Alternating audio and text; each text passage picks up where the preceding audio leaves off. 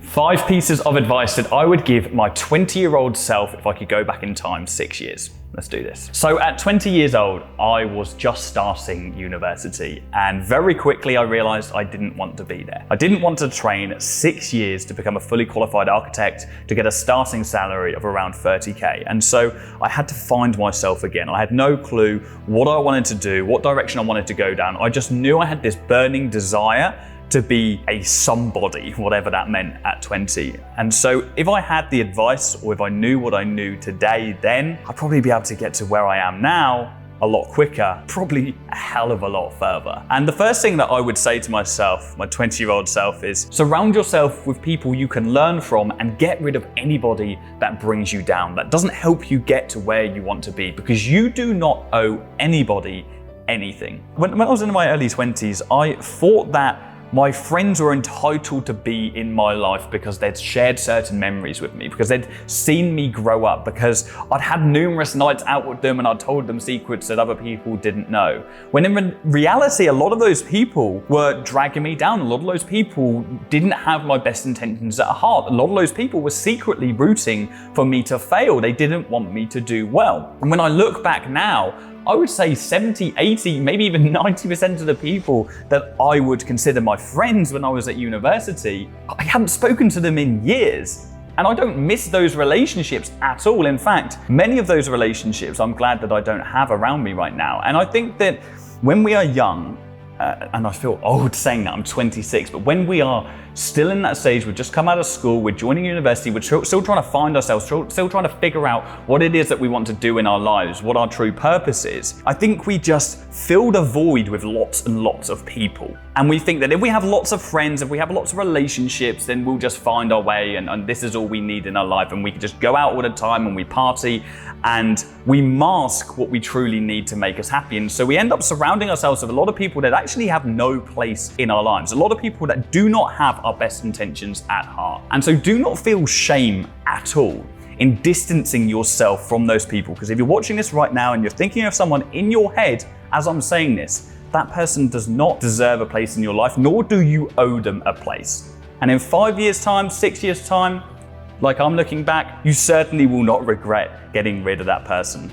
Or you won't miss them either. You also want to surround yourself with people that you can learn from. We've all heard that you are the product of the top 5 people that you spend your time with. And this is very much true, but I think that it's not about surrounding yourself with people who have the things you want. It's about surrounding yourself with people you can actually learn from. So it's surrounding yourself with people that, yes, they are in the position that you want to be in, or they're going to that position, they're working to that same mutual cause, but those people also want to help you. They want to see you succeed and they want to share in your victories. So when you're looking at your friendship circle, think about the people that would be happy for you when you do well, be happy for you when you succeed, and keep surrounding yourself with those people. Because they're the people that you're going to learn from and that are going to want to teach you when they learn something that you don't know yet, when they achieve something that you haven't yet achieved. So look at your inner circle. The second thing is, Jordan, don't be afraid to go against the grain. Trust your judgment more. Don't look to others for validation, and certainly don't ask people for advice that aren't qualified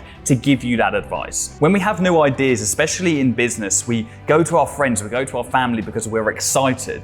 But often those people aren't actually qualified to give us their advice on what they think we should do, because we're pioneering something new. And so what we need to do is go to somebody who has already achieved what we are trying to achieve in whatever idea that we have. And if there isn't somebody, then just take the risk, pioneer something. If you have a gut feeling that you should do something in your business life or a company that you should start, then just take that risk and don't look to somebody else for validation on whether or not you should do that. If we look back to a year and a half ago when we first launched the Affluent brand, I had an idea about guaranteeing success to our members. It was something that nobody else had ever done in the online education agency space. And it was completely uncharted territory. All of my peers said, Jordan, this is a huge risk. Nobody has done this. There's no proof of concept. You don't know that it's going to work. And in that moment, I just trusted my gut because I knew that if I truly believed or desired for a world where all aspiring entrepreneurs find success, I would put my money where my mouth is and I would put a guarantee stamp on my training. Now we fast forward to today and every Tom, Dick and Harry competitor has a budget version of the guarantee that we brought out a year and a half ago. And in a way, that feels great because I trusted my own judgment and it pulled off and it worked and people spoke about it and our competitors now copied it. And I'm cool with that. So go against the grain and trust yourself more. Now, the third thing I would say to myself is, Jordan, it's not money you're chasing, it's freedom. In my early 20s, I thought money was the root to all happiness. I was one of those people that said, if you say that money doesn't make you happy, it's because you haven't got any. I thought if you have a fast car, a nice house, and you can go on 10 holidays a year, you will hit your peak of happiness. And that simply isn't true. When I got money and I became successful within the businesses and I had all of those things, I realized it wasn't the money that made me happy, it was the freedom that came alongside that. It was waking up one day and realizing that I will never have to worry about cash again. I will never have to worry about paying a bill. I will never have to worry about my family and my friends and the people that mean the most to me not having everything that they need. And it was that weight lifted off my shoulders that I didn't even know I had on. It was those chains of society that I didn't even realize I was preconditioned to. And when I realized that, I think that it was an incredibly pivotal part in my life and I stopped chasing materialism. But what I would say to myself is, Jordan, it's okay to be materialistic because I had to go through that myself to find that out. And I think that all of you guys, any of you who are chasing materialism right now, need to go through that exact same cycle. If you're not, then you're already a step ahead, right? But if you are chasing material and you're convinced that finances and nice things are gonna make you happy and that's what's gonna fix your life, then you need to get those things first and you need to indulge and experience that to then go full circle and truly understand what it is you need to change in your life to make you happy. For me, it was realizing that actually, I love the car, I love the house, I love all these things. They don't make me happier than I was 5 years ago, right? I enjoy them all in the moment. It's great living in a nice house. It's incredible driving in a fast car. But fundamentally, as a human being, I'm still the same person, right? Just the things around me have changed. But what truly leveled up my happiness was having something in my life that gave me fulfillment. It was finding purpose through my business and my business giving me that creative freedom to finally get fulfillment, to help other people be successful. Because that was the thing I always used to preach about way before I even had a pot to piss in. Way before I even knew I was going to university, when I was 16 years old with my friends, and back then they'd be like, what is Jordan talking about? I would always cry out for this desire that I wanted to help other people do well because I felt so limited by my surroundings. I felt so trapped by the fact that I had nobody to help me get to where I wanted to be. I had no way of expressing who I wanted to be or where I wanted to get to. I just knew I wanted to be a somebody, but I didn't have a vehicle to get me to the place that I wanted to get to without even knowing where I wanted to get to. And if you're watching this right now, you'll know what I mean if you're in that position. You have this burning desire to be a somebody and get something and get somewhere in your life, but you don't know how to get there or where that place even is. And my passion has always been helping people realize that thing, get that vehicle, and get to where they want to be that can truly make them happy. And I think when I had that fulfillment within the business through all of the companies, the agency, the academy, Learn Ads, any other venture we work on in the future and philanthropy, I think it's that fulfillment, or I know it's that fulfillment element that made me a well-rounded and truly happy person. I'm always going to enjoy the nice things. I'm always going to enjoy the new house. We've moved into a beautiful new house. It makes me incredibly happy, but I'm still exactly the same person. And you need to be happy as a person before you try and fix all of your personal issues with materialism. So yeah, it's not money, it's freedom. Number 4, stop trying to invent the next biggest thing. I always thought that I had to invent the next Uber. I had to invent the next Airbnb. Business was all about finding that next biggest idea so you can hit the ground running. And that's the only way you can make big money. I looked at companies like restaurants and real estate agents and doctor surgeries and all these companies that popped up all over the places, like companies that don't really make a lot of money. I don't know why I thought that. I thought the only way that you can become a multimillionaire is through finding a new idea. And that's when I think I was purely just limited by what I didn't realize the internet was capable of. We are in this age that it is scary how much money people can make through online business. And there are people out there. I have a personal friend, actually so happened to be one of my first ever mentorship students. And he reached out to me 2 weeks ago. He launched an e-commerce store in November last year. And this guy, I used to meet him for coffees in Starbucks, and I would talk to him about the agency I just started. I was making like $8,000 a month at this point, 10K a month. This is literally when I first started my coaching program. And he was just perplexed. He was just amazed. His mind was blown that I was earning this kind of money from my agency. He reached out to me a couple of weeks ago, and Nick is his name. Nick, shout out to you. Nick, I'm so proud of this guy. In November 2019 or November 2020, started an e-commerce store, and he is now making over £900,000 a month profit. And that's what online can do. And they are the capabilities of online business.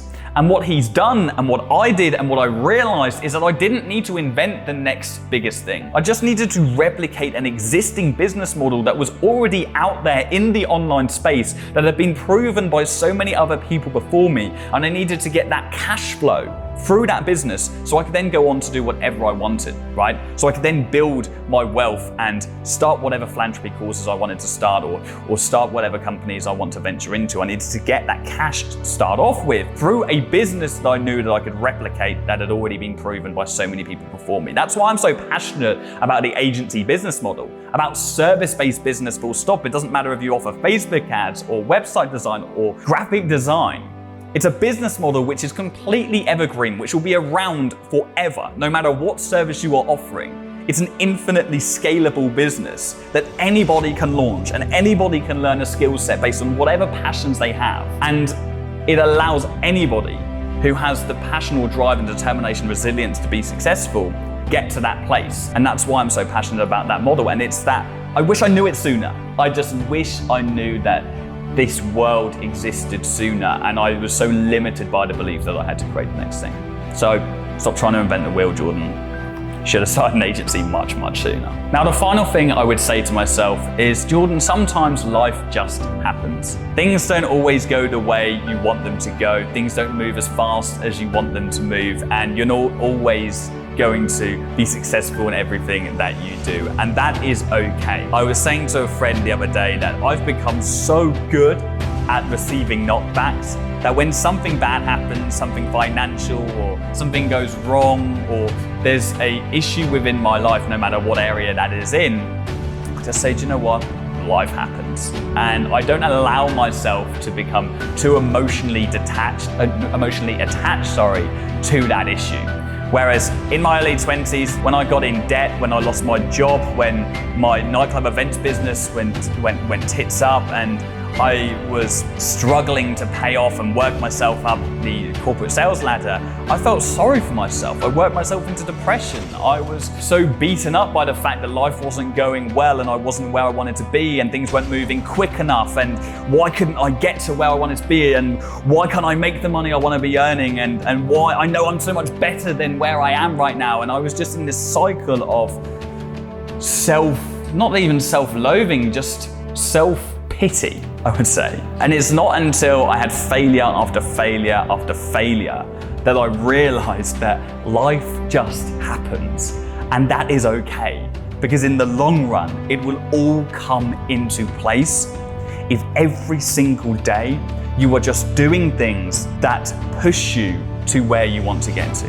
If every single day you are spending the majority of your time working on your bread and butter business, working on your relationships with your family, working on your relationships with your girlfriend, working on whatever it is that makes you happy. And this isn't just business advice, this is just life in general.